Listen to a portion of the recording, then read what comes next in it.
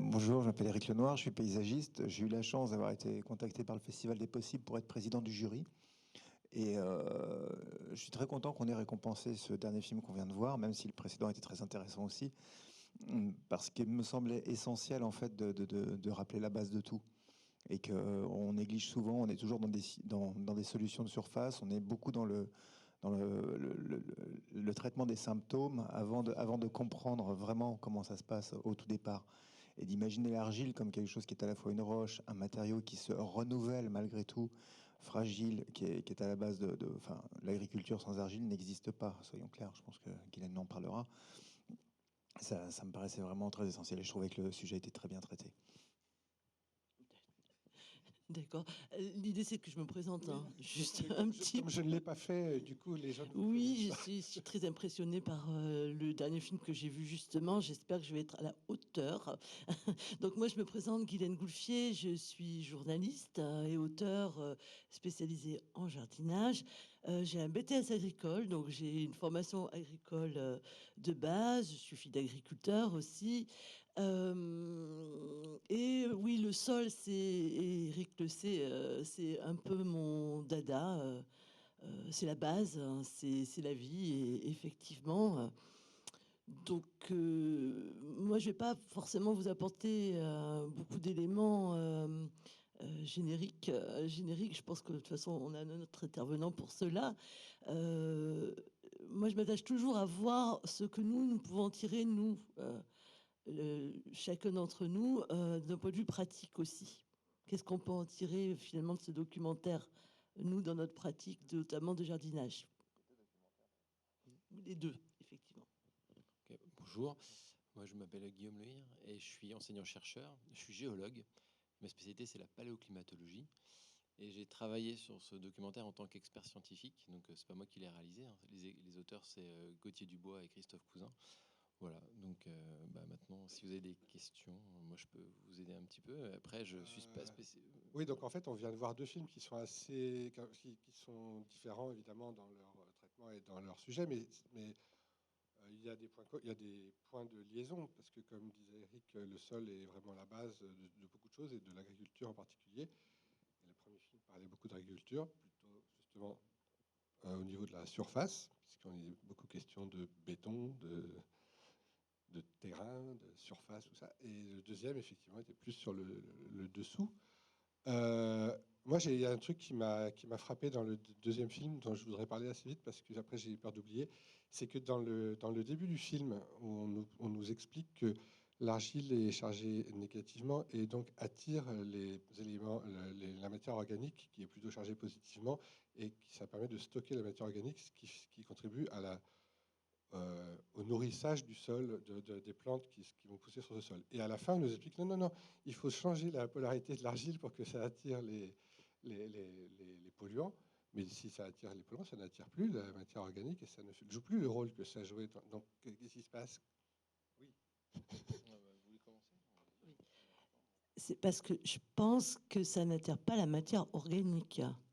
Non, c'était pas comme ça. C'était les Non, nutriments. non, mais Vrai. justement, c'est un élément. Là, on a parlé d'argile, Oui. mais on n'a pas parlé de matière organique dans le film. C'est très important. Les éléments minéraux, Oui. ils ne viennent pas de la matière organique. Ah, pardon. Oui, donc j'ai mal C'est- compris. D'accord. Non, mais c'est pas que vous avez mal compris, hein, c'est important. Mais alors, je voulais juste mettre ça, parce que c'est vrai que l'argile, c'est fondamental, mais il y a le lien avec l'organique, donc l'humus, et le film en parle, hein, aussi, mais qui, à mon avis, est encore un autre mariage et c'est encore une autre magie. Oui. À moins que je me trompe, hein, mais je peux me tromper, parce qu'il y a un plus grand spécialiste.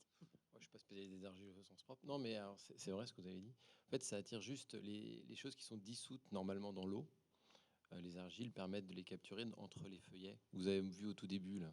Donc voilà, les choses qui normalement doivent bouger dans l'eau sont capturées entre ces feuillets. Donc c'est ça qui est utile.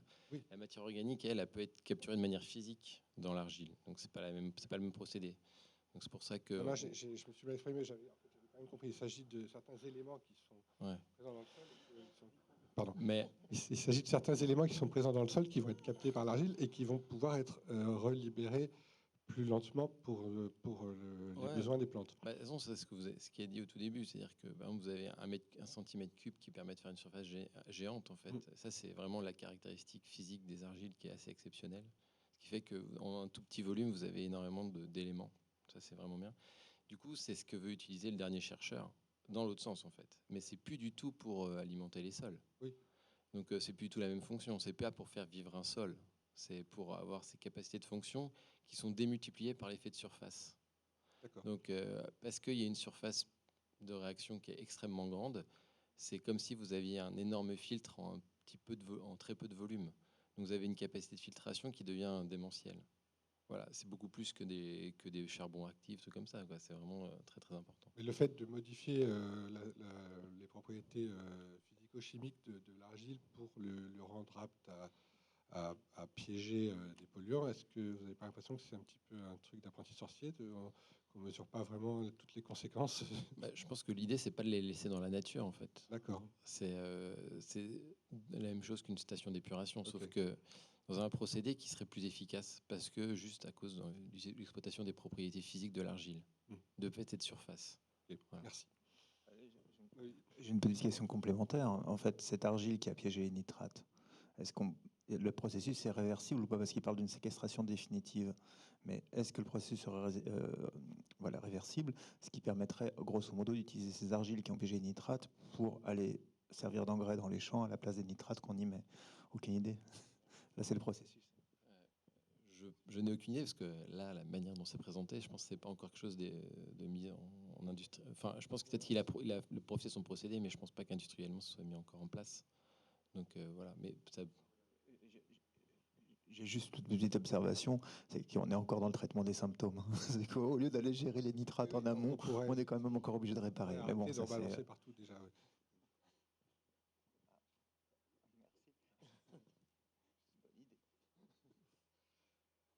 Sinon, est-ce que quelqu'un avait un commentaire? Parce que le premier film était, il est un peu plus loin maintenant, puisqu'on vient d'en voir un autre, mais le premier film était assez intéressant aussi.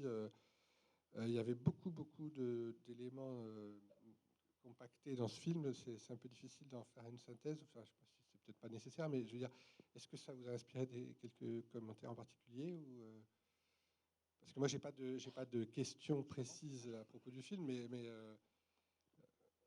je trouvais qu'il y avait tellement d'éléments qui ont traité l'accès au foncier, les méthodes de culture, la partie économique, la partie urbaniste, etc. Alors, ce qu'on constate, c'est ce qu'on constate un peu partout en France, c'est que c'est très difficile sans les élus. Alors, il faut des mobilisations citoyennes pour faire bouger les choses, mais s'il n'y a pas des élus pour préempter avec la SAFER, comme ça se fait dans certaines communes du coin, par exemple, où il y a des contrats qui sont faits avec la SAFER, à Joigny, par exemple, pour savoir quelles sont les terres agricoles disponibles, pour préempter dessus, pour pouvoir les confier à des maraîchers, c'est très, très difficile. On a le maillage urbain et tout ce qu'il peut comporter. Je reste toujours très, très, très, très, très partagé sur l'idée des urbanistes de faire une ville toujours plus verte. Bon, on va commencer par déjà combler les espaces qui sont déjà occupés ou par rénover, ce sera une bonne idée, avant de créer des super quartiers super performants. Bon, ça c'est... voilà. Mais par contre, c'est aussi l'occasion de rebondir sur l'argile. En quoi on construit? Avec quoi? Est-ce que, tiens, j'aimerais bien savoir, dans quelle mesure l'argile est une ressource renouvelable?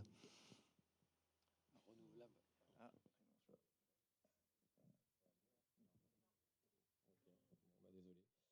À quel point c'est renouvelable? C'est une bonne question, ça. Euh, je pense que ça se forme à partir de ouais, la roche-mère. Donc je pense que c'est la destruction de la roche-mère qui va permettre de générer l'agile. Je pense que le taux de formation est assez incroyable. Après, je pense qu'heureusement que tous les bâtiments ne sont pas issus de l'argile, parce que par exemple, si vous avez le même problème, l'utilisation du sable, par exemple, est beaucoup plus massive, et donc il y a beaucoup plus de ressources qui sont utilisées. Après, l'argile, je pense que le taux d'utilisation est quand même plus faible. Donc, je pense qu'en termes de ressources, ça devrait aller. Non, pas encore. Ça dépend où alors. En cours très très fort. Ah ça, on est en train de changer les matériaux. Alors pour construire quel type de matériaux?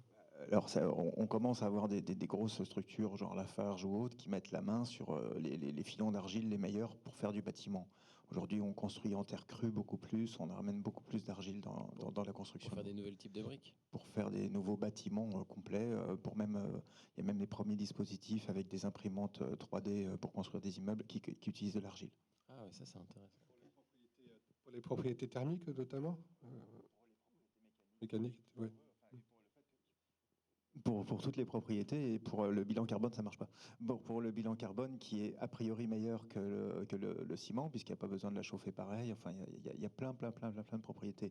Mais la terre crue rentre vraiment dans de nouveaux projets, y compris pour des immeubles de plusieurs étages aujourd'hui. Moi, je voudrais revenir sur la notion de est-ce que c'est renouvelable et comment ça se forme.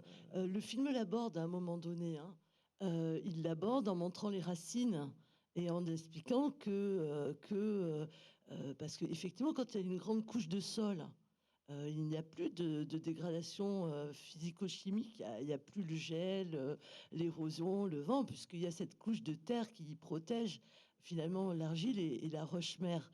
Donc comment on peut avoir de l'argile? Et c'est important parce que on parle de l'exploitation, donc d'une ressource qui ne serait pas forcément aussi renouvelable que ça.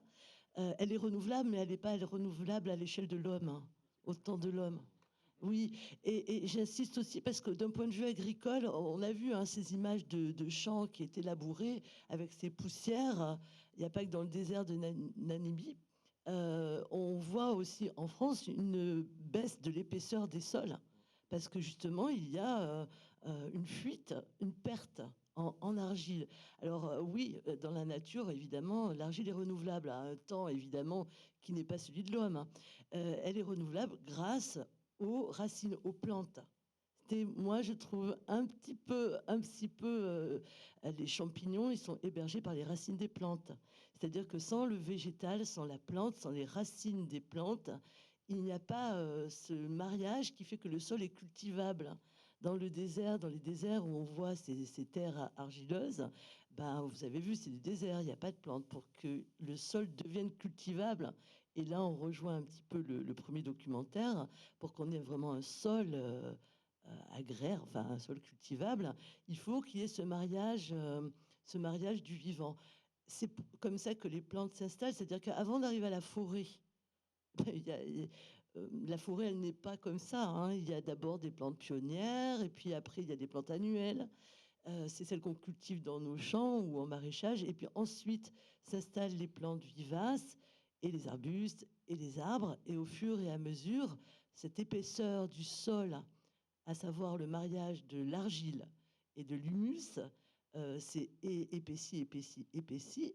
Et à ce stade-là, il y a un renouvellement des argiles et des éléments minéraux d'ailleurs, parce que les racines et toute la vie qu'il y a autour des racines, c'est-à-dire les champignons, les bactéries, les micro-organismes, vont respirer, donc dégager du dioxyde de carbone et vont émettre des acides organiques. Mais toute cette vie des racines et la vie autour des racines, et c'est ça qui va continuer à attaquer la roche-mère et à dégrader les particules minérales pour obtenir les argiles. Tu le sais, toi? Ah bah alors vas-y, dis-le. Non, juste rappeler qu'on dit couramment que pour faire 1 centimètre de sol, il faut 1000 ans, voire 10 000 ans. C'est souvent des chiffres qui traînent. Alors j'aimerais bien avoir une contestation s'il y en a une. Alors, ça dépend des conditions. En fait, c'est la formation de l'argile. Sauf si vous avez du calcaire. Non, mais si vous avez du calcaire, ça ne marchera pas. Parce que le calcaire, c'est quand l'action de l'eau arrive et du CO2 arrive sur le calcaire, ça le dissout entièrement. C'est juste que vous allez changer la chimie des roches-mères. Donc c'est fait de plein de minéraux. Donc ces minéraux, vous allez attaquer par ces acides, vous allez les déstabiliser et il va y avoir un reliquat. Il y a une partie qui va partir dans l'eau de mer, dans l'eau de rivière, pardon. C'est ce qui va partir, ces cations, ça, le potassium, tout ça, ça va partir. Mais il y a des choses qui vont rester, des choses solides, et ça, c'est ce qui va fermer les argiles.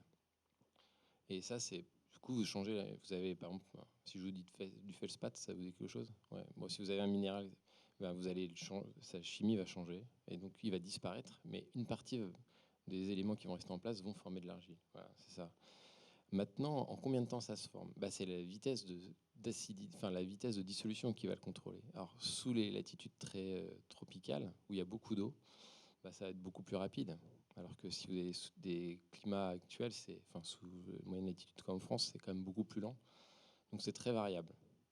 Maintenant, la vitesse, elle est quand même pas folle. Donc, je pense que 1000 ans, pour 1 centimètre, c'est vrai pour certains endroits, mais par exemple, je pense qu'on peut aller quand même beaucoup plus vite. Si vous regardez on a par exemple des niveaux volcaniques dont on connaît plus ou moins la répétition, et on sait qu'entre deux, il y a des paléosols qui se développent. Donc on sait que ça va. Oui, mais le sol s'est développé, puis après il a été recouvert par une autre couche volcanique, mais entre-temps il a eu le temps de se développer. Donc, et c'était étudié notamment en Islande, parce que vous avez des coulées volcaniques qui se développent, et puis après vous regardez en combien de temps ça se fait. Alors c'est lent, hein.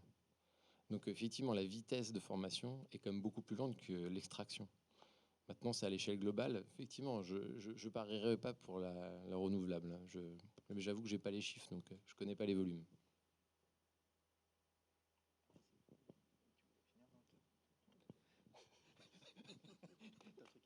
Non, non, je pensais à un truc, une anecdote que j'ai lue récemment qui est assez marrante sur la formation des sols. C'est Charles Darwin. Dans la dernière publication de Charles Darwin, c'était un livre de 800 pages sur les vers de terre, quand même. Et dans ce livre, il raconte notamment que quand il était jeune, il y avait un pré près de chez lui où plus rien ne poussait, l'herbe était rare, il n'y avait plus d'herbe en fait, c'était tout sec et tout. Et puis parce que je sais pas, on y avait mis des animaux trop, enfin où il y avait du passage, enfin je ne sais pas. En tout cas, ce pré a été laissé à l'abandon pendant 30 ans, et quand il est retourné 30 ans plus tard, parce il était assez, c'était un peu un geek de l'époque, il avait mesuré le sol qui était pour ainsi dire nul au début, et il a remesuré 30 ans plus tard, il y avait 8 centimètres. Et il attribue ça au ver de terre en particulier. Parce que c'est pas avec la formation, le type de formation dont on vient de parler qu'on peut faire 8 centimètres en 30 ans. Apparemment, ça paraît délirant. Mais les vers de terre sont là aussi pour aider et pour faire remonter des choses et pour bien brasser, mélanger et tout. Donc voilà, il n'y a pas que la formation purement minérale qui.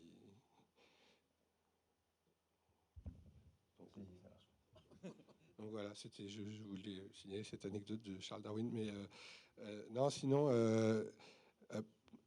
j'avais envie qu'on parle un petit peu plus des questions d'accès au foncier pour l'agriculture, et notamment dans les zones tendues comme ça. Moi, j'y connais pas grand-chose, mais j'habite à la campagne. Je vois comment certaines personnes cherchent des terres et n'en trouvent pas, et comment certains, au contraire, cherchent à s'en débarrasser et ne trouvent pas d'acheteurs. Enfin, ça paraît pas optimal la façon dont c'est géré pour l'instant. Même si je comprends que la SAFER, qui est parfois très décriée, peut jouer un rôle très positif dans certains cas aussi. Enfin, je ne veux pas accuser personne de rien. C'est juste que ça me paraît. J'ai l'impression que c'est un domaine tellement dynamique et qui est tellement changeant que c'est très difficile d'imaginer des dispositifs ou des lois qui seraient les mêmes pour tous. Il faut regarder au cas par cas comment ça fonctionne, parce que les territoires sont trop différents pour avoir des solutions uniques, j'ai l'impression. Mais si peut-être Eric a des choses à dire aussi. C'est compliqué.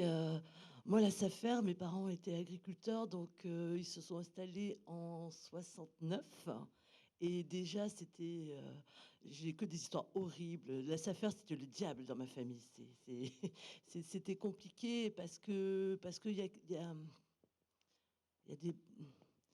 Elle est nécessaire, hein, je pense. Mais le problème, c'est qu'elle est soumise à beaucoup de politique, Oui, avec mais beaucoup d'enjeux comme on disait au début, politiques. les politiques sont indispensables pour que les choses se fassent aussi. Oui, dans les années 69, c'est une petite histoire agricole. C'est juste que vraiment, dans les années 60, on a eu les conséquences d'une politique agricole qui est née après l'après-guerre, où avant la guerre, le territoire était maillé de polyculture élevage avec des petites exploitations agricoles. Je ne vais pas vous faire un grand cours d'économie agricole, mais on s'est fait un peu coincer par le plan Marshall. Il a fallu qu'on rembourse les emprunts et il a fallu qu'on achète du soja, etc., etc. Et donc notre agriculture mais vraiment profondément modifié à ce moment-là. Et pour pouvoir accéder à ce moment-là au foncier, il fallait avoir une plus grande surface, il fallait que les exploitations soient plus productives. Donc tout le monde ne pouvait pas accéder au foncier déjà dans ces années-là. Et ça s'est pas arrangé. C'est-à-dire que quand on veut s'installer, si quelqu'un veut s'installer, il faut montrer patte blanche quand même à la SAFER. C'est-à-dire qu'il faut montrer que le terrain va vraiment être exploité. Donc il faut déjà avoir des compétences complètement, hein, parce que Oui, non, mais bon, alors, la SAFER est très, très, très décriée à travers la France, soyons clairs. Là, on a vu un exemple particulièrement vertueux, qui n'est pas symptomatique du ressenti qu'a le monde paysan, hormis très grosses structures, de la SAFER. L'accession à la propriété par le biais de la SAFER est très compliquée.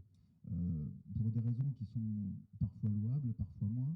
Les raisons louables, c'est par exemple que la SAFER veut absolument qu'une exploitation qui s'installe tienne le choc, et donc refuse beaucoup de projets qu'elle considère comme non viables.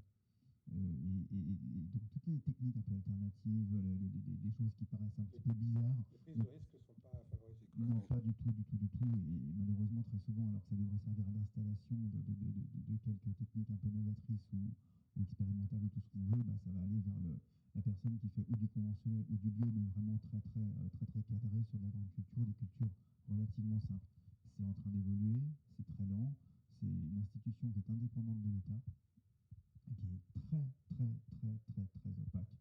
Et vraiment le mot est faible. Et comment dire, mais bon, qui commence à jouer son rôle. L'accès à la terre, c'est vraiment très compliqué, à tel point qu'il a fallu avoir des stratégies pour les primo-accédants à l'agriculture, pour les néo-ruraux notamment, mais pas seulement eux. Et il y a des collectifs citoyens qui commencent à acheter des terres de différentes manières pour pouvoir les donner à d'autres. Il y a des agriculteurs qui partent à la retraite et qui essayent de faire tout ce qu'ils peuvent pour donner des fois un petit bout de terre pour aider à s'installer. On a des collectifs comme Terre de Liens, l'association Terre de Liens, qui achète des terres avec l'argent du collectif et qui les met en location, et seulement en location. Les terres n'appartiennent jamais à la personne qui va exploiter, ce qui est bien et pas bien. Ça lui enlève une responsabilité et ça permet de s'installer sans avoir une lourdeur terrible, y compris administrativement, parce qu'il y a des accompagnements qui vont avec. Donc oui, c'est un gros, gros sujet. Aujourd'hui, il y en a qui essayent de se battre aussi pour récupérer ce qu'on appelle, enfin, j'ai oublié le terme, mais les coins de parcelles, enfin les parcelles qui sont un peu irrégulières, qui ont parfois une pointe et qui ne sont pas faciles à exploiter avec des grosses machines. Et donc, pour des gens qui font des types de production qui demandent moins de surface, ça pourrait être facile. Mais bon, c'est un énorme, énorme, énorme problème. Dernière chose, grâce à une politique très intéressante là-dessus, aussi parce qu'ils ont la possibilité d'avoir une agriculture faite de petites parcelles avec des produits à haute valeur ajoutée qui tiennent sur des tout petits parcellaires. Donc ça permet un petit peu de contourner la spéculation en termes immobiliers, et avec des terres qui se vendent de toute façon très cher. Les prix qu'on a entendus sont délirants. Enfin, c'est pratiquement le prix du terrain à bâtir ici, sinon plus. J'ai entendu 400 000 euros l'hectare, mais c'était l'hectare agricole. L'hectare agricole, c'est ce qu'il a 400 annoncé. 000 euros. Ouais. D'accord. oui. En tout cas, c'est comme ça que c'était présenté dans le documentaire.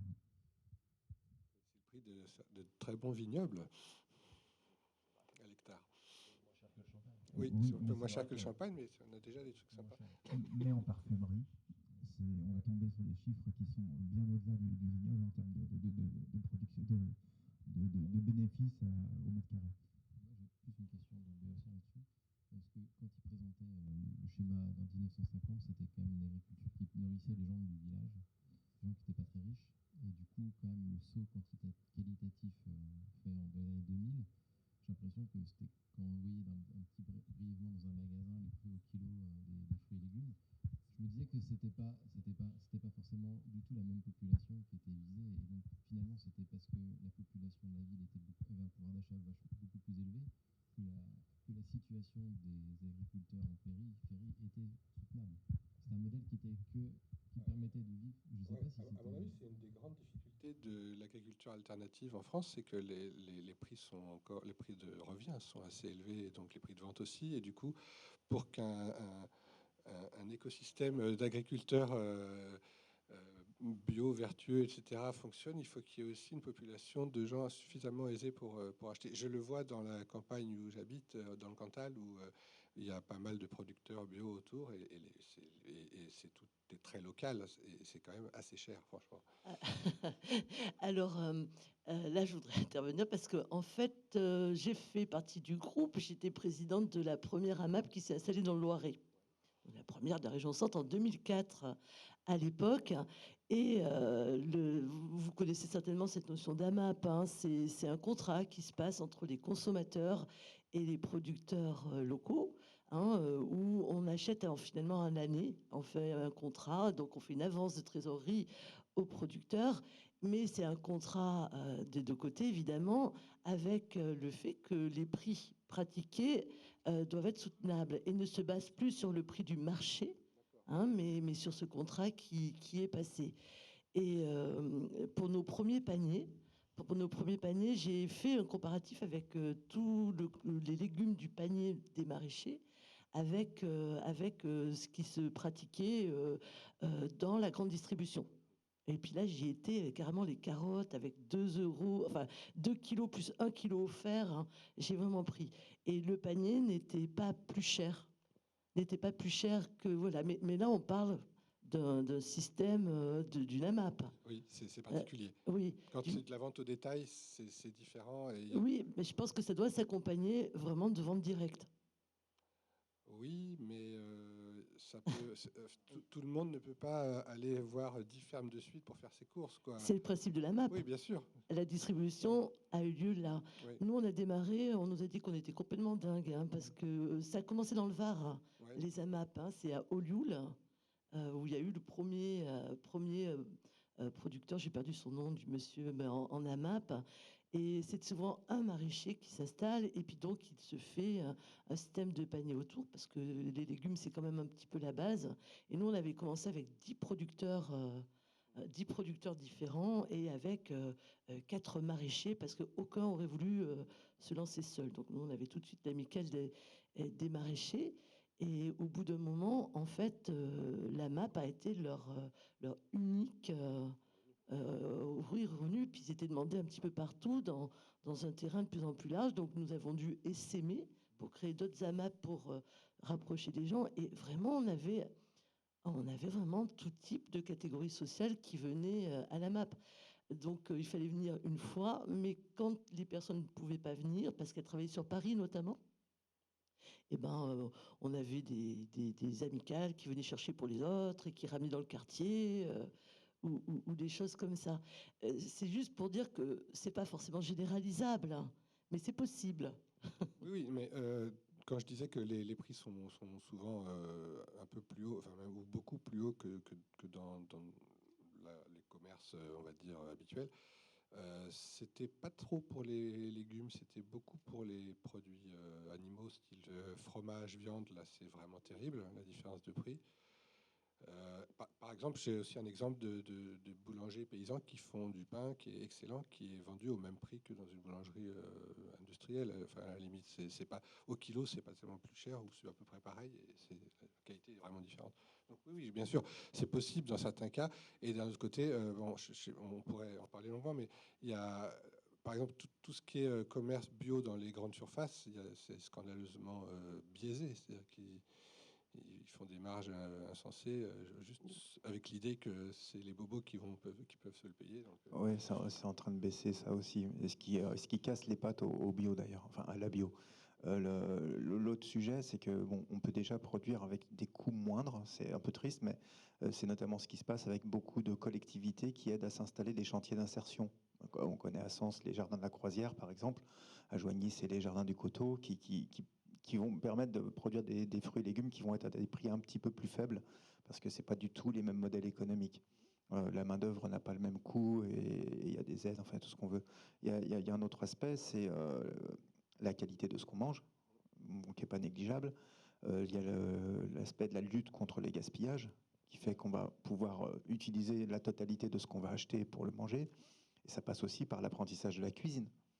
Quand les gens ne savent pas cuisiner des légumes, ils vont pas forcément savoir comment exploiter les légumes les moins chers. Donc il y a plein de choses comme ça aujourd'hui qui commencent à être mises en place. Un truc tout bête, les universités populaires sont très utiles pour permettre de développer une agriculture locale parce qu'elles vont permettre d'expliquer aux gens comment transformer ce qu'ils peuvent acheter et optimiser leurs achats. Bon, passons quoi. Peut-être il est temps de demander au public s'il y a des questions. Oui, il y a un micro pour le public. Il y a cette jeune fille qui promène un micro. 2 personnes. Moi, je vois rien avec les lumières dans l'œil. Donc, je ne sais pas qui veut parler.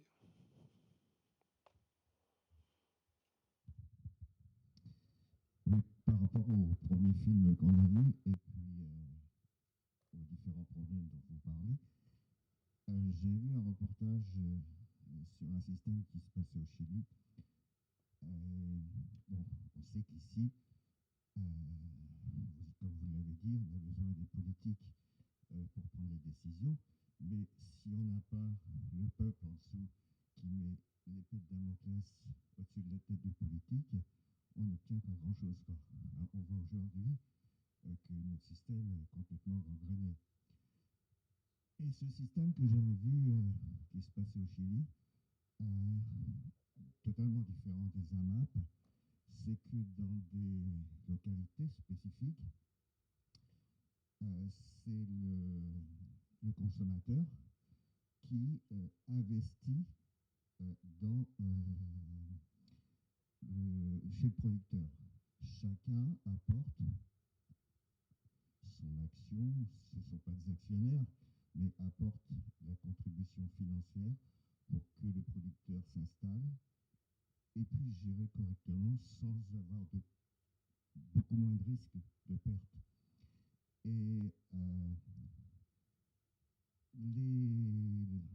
les légumes, les fruits étaient ensuite partagés parmi ces gens qui faisaient fonctionner le producteur et qui, sur des bonnes années, avaient tous les bénéfices, mais s'il y avait une mauvaise année, bien sûr, c'était aussi les perdants, et pas seulement le producteur. Est-ce que ici, on ne pourrait pas avoir un système qui pourrait s'apparenter à celui-ci? Ça existe, hein, ça s'appelle des coopératives citoyennes. En Belgique, ils sont très forts là-dessus. Ils en créent pour plein d'unités de production, que ce soit ou de transformation, des boulangeries, des brasseries, mais aussi des outils de production agricole. Donc ça existe, ça s'appelle des coopératives citoyennes. Il y a des outils légaux pour pouvoir les construire qui sont disponibles et puis des gens qui le font de plein de manières différentes. Puis il y a certainement d'autres solutions à inventer qui sont de cet ordre-là. On a aussi des endroits, les gens de la Casbah, de la caserne bascule de Joigny, s'ils sont là, ils pourront peut-être en parler, où on crée de l'entraide aussi. C'est-à-dire que nourriture contre travail, ça se fait. On a la limite de la légalité, mais ça fait partie des choses qui peuvent se faire, avec un maraîcher qui est absolument ravi d'avoir des gens qui viennent filer un coup de main et qui en échange peut les payer en légumes alors qu'il n'a pas d'argent. D'autres questions? Là. Et il y a aussi, pardon, la mutualisation des outils. J'ai failli oublier, que ce soit les outils de transformation ou les outils de production. On a eu un exemple intéressant avec le producteur d'oliviers qui expliquait qu'il y avait un maraîcher qui travaillait en dessous. Donc c'est pas la même entité. Il y en a un qui produit les arbres, l'autre qui produit du maraîchage. Et ça aussi, ça réduit tous les coûts à la fois de production et d'accès au foncier. Une question très générale. Qu'est-ce que c'est qu'un paléontologue? J'ai une formation scientifique, mais j'ai oublié, premièrement. Deuxièmement, je voulais simplement parler rapidement des AMAP avec le ressenti que vous aviez, Monsieur Guillaume. C'est Gérard. Voilà.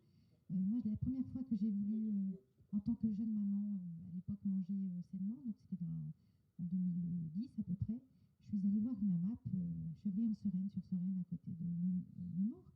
Et en effet, j'ai eu ce ressenti que les prix étaient vraiment inaccessibles. Et je me suis fâchée avec la dame qui était là. Je me suis dit, écoutez, comment je vais faire moi pour acheter ce panier 15 euros franchement, il y a combien de kilos là-dedans? Elle me dit, mais madame, ne réfléchissez pas en kilos. Il faut absolument réfléchir en volume, en qualité de produit et puis en participation vis-à-vis du producteur à avoir exactement cette avance de trésorerie. Et quand je dis je me suis fâchée, on s'est fâché, on ne s'est pas comprise en fait. Et ça a fait du chemin évidemment dans mon esprit et je me suis dit, ben oui, en fait, c'est parce qu'on n'est pas habitué à penser au volume et qualité. On est plutôt habitué à comparer les prix au kilo. Donc, je pense que c'est une mentalité simplement qu'on doit aussi bouger. On est aussi habitué à ne pas payer le vrai prix des choses. Oui, mais bon, j'avais calculé quand même, ça représentait 7 euros le kilo quand même. Il y avait de la salade, il y avait des épinards, c'était beau, hein, il y avait le pain aussi avec du boulanger, mais 7 euros le kilo, j'avais 2 jeunes enfants, un petit budget, j'ai pas pu. Alors aujourd'hui, je vais chez les maraîchers, etc. hein. Mais c'est une mentalité. Il y a aussi la question de la part du budget familial dans l'alimentation. Dans les années 50, c'était 50 ou 60%, et aujourd'hui c'est plutôt 15% ou 20%, parce que les loyers ont tellement explosé, ce genre de choses. Donc c'est vrai que la répartition des dépenses dans un ménage a complètement changé, et ça complique, oui. Et puis une deuxième question, les coopératives citoyennes, on peut en trouver où? À part Joigny, est-ce qu'il y a un site internet fiable ou un réseau social sur lequel on peut trouver les différents sites? Alors, je ne suis pas paléontologue, je suis paléoclimatologue. En gros, je regarde les climats du passé. Voilà. Et je fais de la modélisation. Donc, je modélise les climats du passé. Donc, par exemple, pourquoi les dinosaures ont disparu? Parce qu'il n'y avait pas de McDo. Ouais, il doit y en avoir. Il n'y avait pas eu que ça, mais voilà, en gros, j'étudie les processus qui modifient le climat et la chimie de l'océan et de l'atmosphère aux très longues échelles de temps. Juste un point sur la MAP. Je ne veux pas défendre les AMAP. Hein. Non, mais je ne veux pas les défendre, mais c'est juste un principe en fait. Hein. C'est pour répondre au monsieur aussi. Nous avons installé notre boulanger. C'est-à-dire que c'est les AMAPiens qui ont investi dans l'achat du matériel de la boulangerie, et notamment de la meule. On investit plus ou moins. On peut investir aussi en temps de travail. C'est-à-dire que quand il faut récolter les haricots et que là, l'orage arrive, donc il y a un appel, et puis évidemment que tous ceux qui ont participé récupèrent un petit peu des haricots rouges. Cette histoire d'AMAP, ça rejoint les coopératives citoyennes. Moi, je crois que juste ce qu'il faut voir, c'est qu'à la base, nous tous, on peut, en se réunissant, faire des choses ensemble. C'est-à-dire qu'on n'est pas obligé d'attendre. On peut inventer. On peut inventer des choses ensemble en restant dans les règles légales, mais l'infini des possibles, c'est le thème du festival, est entier. Juste une anecdote par rapport au prix du panier. C'est vrai qu'on est beaucoup dans la comparaison par rapport au prix au kilo, mais nous, au début, on a fait un flop avec nos premiers paniers qui étaient qui était à 10 euros, et c'était en octobre, je crois. Et il y avait encore beaucoup de poivrons, de tomates, etc. Et les gens nous ont dit, ouais, bah, ça fait quand même cher pour manger que de la ratatouille pendant une semaine. Ou alors après, quand on a eu des poireaux pommes de terre, les gens, ils mangeaient que de la soupe poireaux pommes de terre. Alors, ils en avaient ras-le-bol, c'était pas très satisfaisant. Mais trêve de plaisanterie, ça rejoint ce que dit Eric, en fait. C'est que on veut changer. Donc, on se dit, tiens, je vais tenter le coup avec la MAP, mais on a quand même nos préoccupations financières. Et moi, je rappelle, à la base, la MAP, c'est un contrat. C'est un contrat. C'est-à-dire qu'il faut que ce soit abordable et que ça réponde aux besoins vivriers du consommateur, en fait. Hein. Et il faut apprendre à utiliser autrement. Et c'est une transition qui se fait petit à petit, où on se met, après avoir perdu 4 paniers quand même à 12 euros, on se met à se dire, bon, il va falloir que je me mette à les cuisiner autrement, parce que là, je suis en train de perdre de l'argent. En plus, je me suis engagée sur 3 mois, ou 6 parfois. Et donc, petit à petit, on apprend à faire autre chose que la ratatouille ou une soupe poire aux pommes de terre. Et du coup, le légume, en l'occurrence le légume, va prendre plus de place dans ce que l'on mange dans la semaine. On va peut-être manger de la viande, mais du coup, la viande, on l'achète en général au colis. Il faut avoir un congélateur en général, mais on l'achète au colis et on va manger la viande autrement. C'est-à-dire que ce n'est pas simplement un nouveau mode de commercialisation qui est offert, c'est aussi une transition qui se fait entre consommateurs et producteurs, qui change aussi grâce aux consommateurs. Ce qui me permet de rebondir. En fait, y a pas de, enfin, je ne crois pas qu'il y ait un annuaire des coopératives citoyennes, un annuaire des AMAP. Donc déjà, ça fait 2 exemples de modèles qui existent. Mais il y a un outil qui est très généraliste qui s'appelle le Transiscope. Et pour toutes les initiatives en lien avec la transition, la vraie, hein, pas le truc pipeau pour faire de la croissance verte, mais la vraie transition, et tous les acteurs locaux, zone par zone, sont identifiés dessus. Il suffit de s'y enregistrer. D'ailleurs, si vous n'êtes pas dans le Transiscope, faites en sorte de vous y inscrire. D'accord. Je ne sais pas si on a encore du temps. Je pense que la pause est prévue à midi. Je ne sais pas quelle heure il est en fait. 2 minutes. Bon, bah, c'est pas mal. Oui. Quelqu'un veut ajouter une dernière chose dans le public? Oui. Je vois rien.